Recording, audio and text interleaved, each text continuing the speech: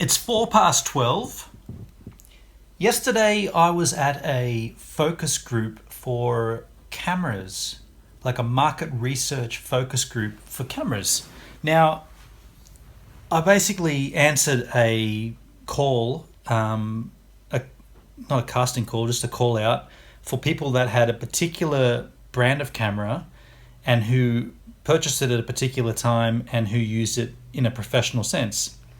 So I ended up in a room with five others, or five in total, photographers here from here in Sydney.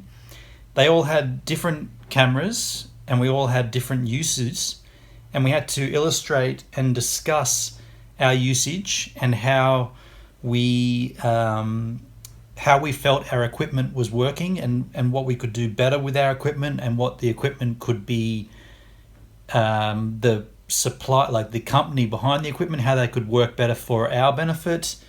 And this went on for, well, we were scheduled there for 2 hours. So we got right into the nuts and bolts of it, and it was really interesting. Some really cool photographers. In fact, one guy that was at the Olympus launch was there. And here's a side little throwback. I managed to slip in the Thrill Seekers in there. So if anyone from the Thrill Seekers, particularly Nick, if you're watching this, there was a question, something like, aside from your regular source for research, which for me is the YouTube, where else do you source research for camera gear? And I answered through a group of people, like-minded photographers, called the Thrill Seekers, and she wrote that on the blackboard. So somewhere in some market research group, there's a photo of a blackboard with thrillseekers.au on it, which is pretty cool. At the end of that whole 2 hours, it turned out the research was for this particular camera, which is kind of strange. This guy right here, the A7R Mark II from Sony, which is a bloody marvelous camera. It's a full frame mirrorless.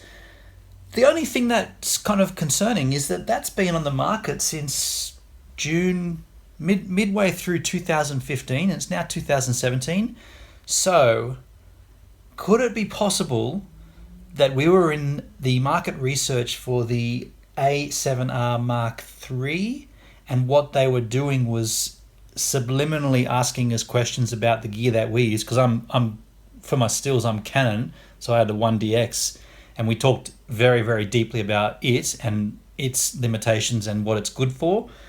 And then at the very end, it was like a throw towards the Sony camera, and then behind the one-way panel glass, 4 different people came out with at least 5 of these A7R Mark IIs with all the G Master lenses, and we were like hands-on with them.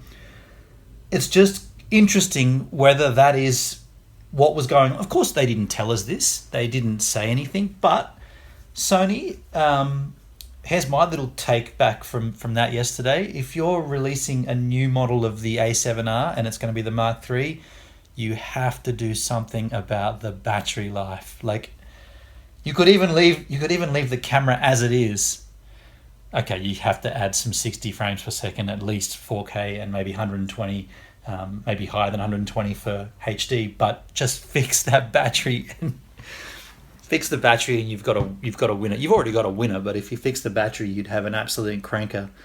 So that was a very interesting day, and it's a shame that none of the guys there exchanged numbers or details, because some of the crew that were there were really cool.